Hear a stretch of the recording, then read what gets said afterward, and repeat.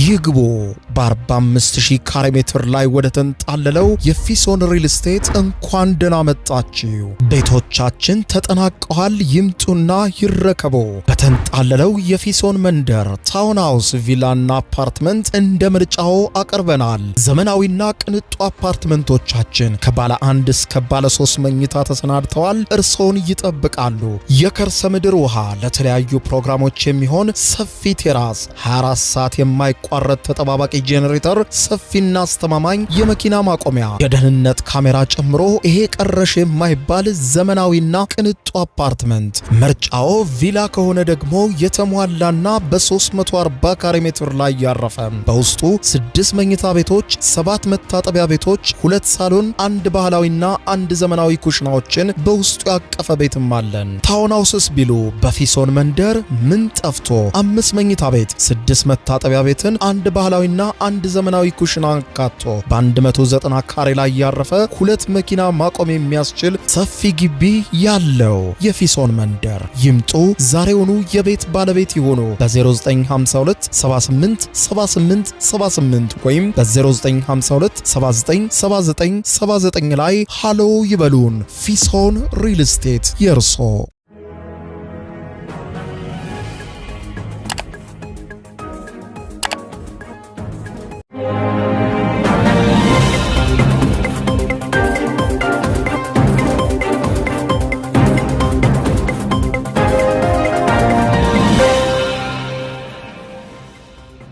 ጤና ይስጥልኝ ክቡራትና ክቡራን የዩቲዩብ ቻናል ቤተሰቦች፣ ምሽቱን የተሰሙ ሰበር መረጃዎችን ይዤ ቀርብ ያለው። በርከት ያሉ መረጃዎች ዩቲዩብ ላይ ሲጫኑ ቀድሞ ለእናንተ የማስታወቂያ መልእክት ወይም ኖቲፊኬሽን እንዲደርሷችሁ የዩቲዩብ ቻናሌን ሰብስክራይብ በማድረግ የደወል ምልክቷን መጫን አትዘንጉ። የክርስትና እምነት ተከታይ ለሆናችሁ ክቡራን የዩቲዩብ ቻናል ቤተሰቦች በሙሉ እንኳን ለብርሃነ ትንሣኤው በሰላም አደረሳችሁ እያልኩኝ አሁን አመሻሹን የተሰሙ ሰበር መረጃዎችን ላስደምጣችሁ። የመጀመሪያው ሰበር መረጃ የሚወስደን ወደ ሀገር አሜሪካ ሲሆን ፕሬዚደንት ዶናልድ ጄ ትራምፕ በፓኪስታን ሲደረግ የነበረው ድርድር መክሸፉን ከሰሙ በኋላ ለረጅም ሰዓታት በዝምታ ውስጥ ቆይተው ነበረ። ነገር ግን አሁን አመሻሹን ከደቂቃዎች በፊት በማህበራዊ ትስስር ገጻቸው መልእክት አስተላልፈዋል። በመልእክታቸውም ለጦራቸው ልዩ ትዕዛዝ እንደሰጡና ሆርሙዝ ሳይወዱ በግድ እንዲከፈት እንዲያደርግ ጦራቸው ትዕዛዝ የሰጡ ሲሆን ከዚህ በኋላ ለኢራን ገንዘብ እየሰጡ በሆርሙዝ ማለፍ ፈጽሞ አይቻልም። ለኢራን ብር ሰጥቶ በሆርሙዝ በኩል የሚያልፍ መርከብ ከኢራን ጥቃት ሲቀጥል በእኛ ደግሞ ጥፊ ጠብቀዋል ሲሉ መላው ዓለም ለኢራን ከፍሎ በሆርሙዝ እንዳያልፍ አስጠንቅቀዋል። ይህንን በተመለከተ ያስተላለፉትን ጠንከር ያለ መልእክትና አዲስ የጦርነት አዋጅ የማስደምጣችሁ ነው የሚሆነው። መገናኛ ብዙሃን የትራምፕን መግለጫ አስፈሪ ብለውታል። በዝርዝር ታድምጡታላችሁ። በሌላ በኩል እንዲሁ ኢራንም መግለጫ ሰጥታለች። በአሜሪካ እምቢተኝነት ይህ ድርድር ከሽፏል ካሉ በኋላ የኢራኖች የሰጡትን መግለጫ የማስደምጣችሁ ነው የሚሆነው በዝርዝር።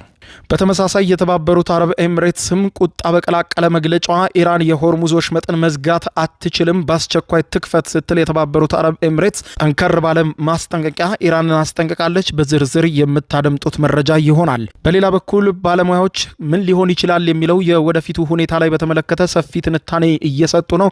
ጦርነት የሚጀመርበት እድል ሰፊ ከመሆኑ የተነሳ ምናልባትም ዛሬ ሌሊት በኢራን ላይ ጥቃት ሊከፈት እንደሚችል ባለሙያዎች እየተናገሩ ይገኛሉ። በሌላ በኩል ቴል አቪቭና የአውሮፓ ከተሞችን ጨምሮ በአሜሪካ የተለያዩ ከተሞች ከባድ የተቃውሞ ሰልፍ ተደርጓል። የተቃውሞ ሰልፉ ምን ያዘለ ነበረ? ምን አይነት መልእክት ተላለፈበት? በዝርዝር የማስደምጣችሁ ይሆናል። እስከ ፍጻሜው ቆዩ። ዝርዝሩን አድምጡ ግብዣይ ነው። ወደ መረጃዎቹ አለፍኩ። አብረን እንከታተለው። በቅድሚያም በፓኪስታን ዋና መዲና ኢስላማባድ ሲካሄድ የነበረው የአሜሪካና የኢራን ድርድር መክሸፉን ተከትሎ ለረጅም ሰዓታት በዝምታ ውስጥ የቆዩት የአሜሪካው ፕሬዝደንት ዶናልድ ጄ ትራምፕ ከደቂቃዎች በፊት ትሩዝ ሶሻል በተሰኘ የማህበራዊ ትስስር ገጻቸው ላይ ተከታታይና ረጅም መልእክት አስፍረዋል።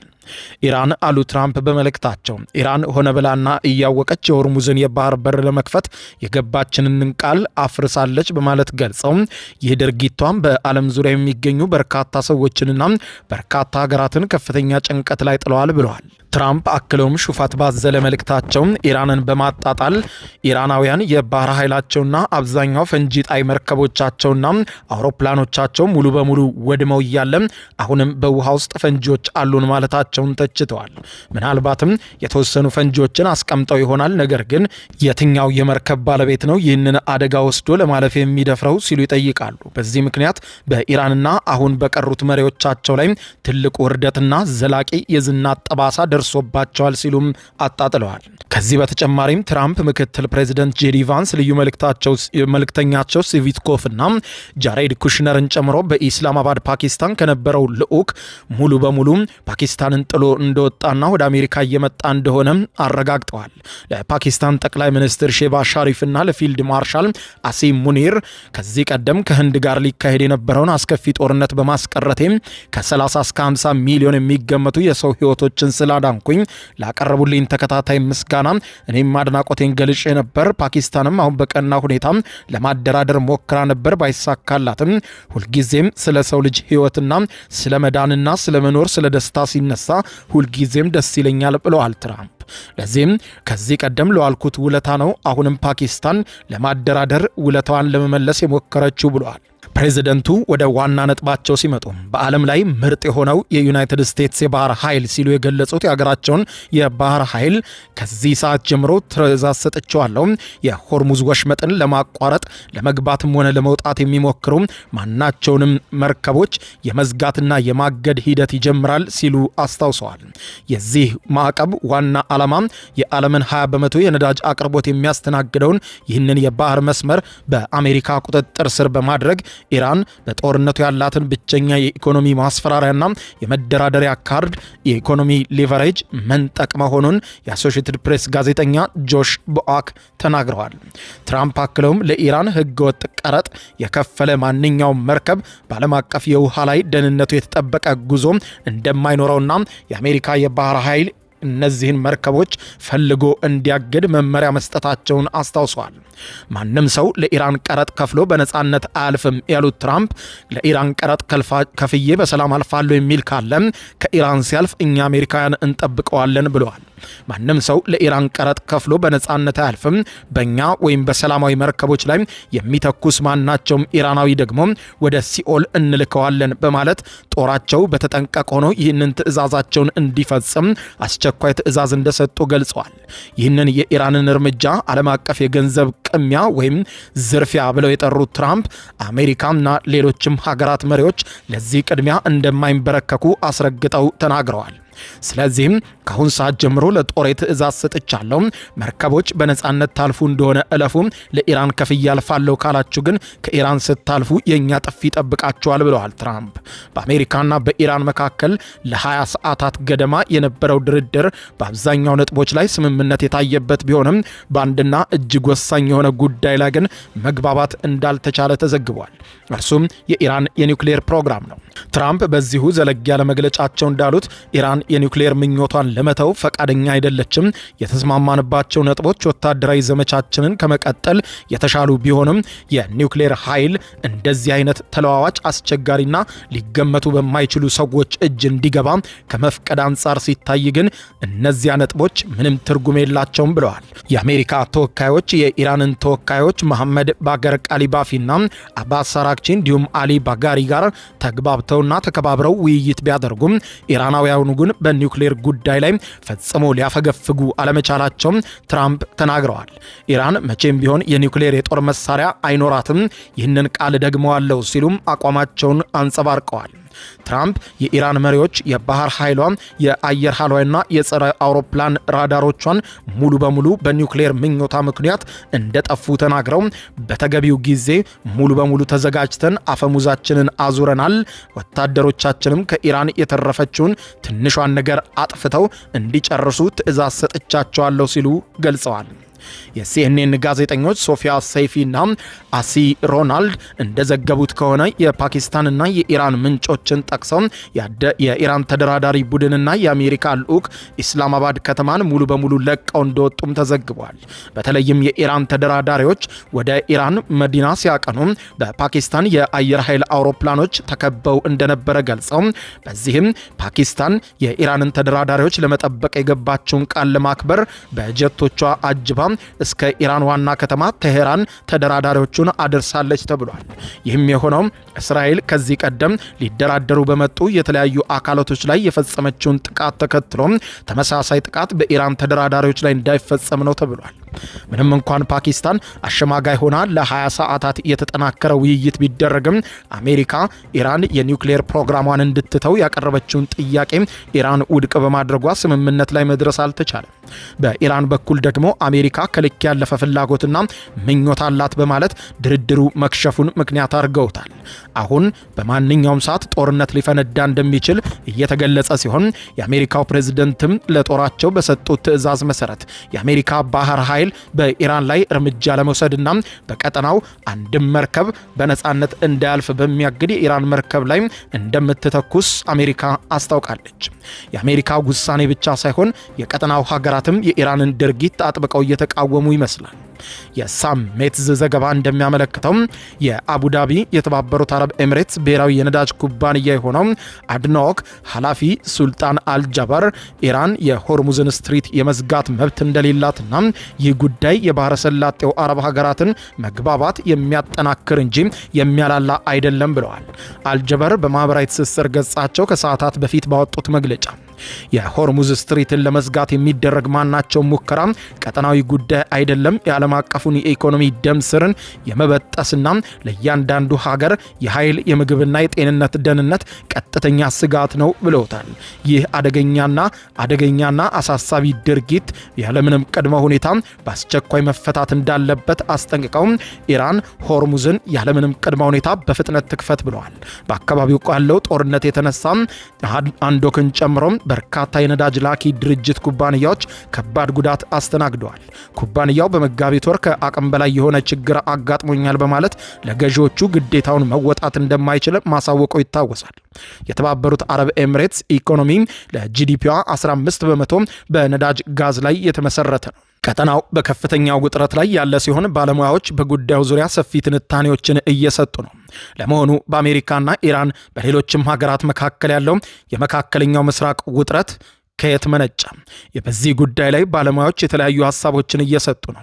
በቴሄራን ዩኒቨርሲቲ ፕሮፌሰር የሆኑት ፎአድ ኢዛዲ ለአልጀዚራም በሰጡት ትንታኔ ድርድር ባለመራመዱ ምክንያት የኢራን ጦር በሆርሙዝ የባህር ወሽመጥ በሚገኙ የአሜሪካ መርከቦች ላይ ከመተኮስ ወደኋላ አይልም ብለዋል።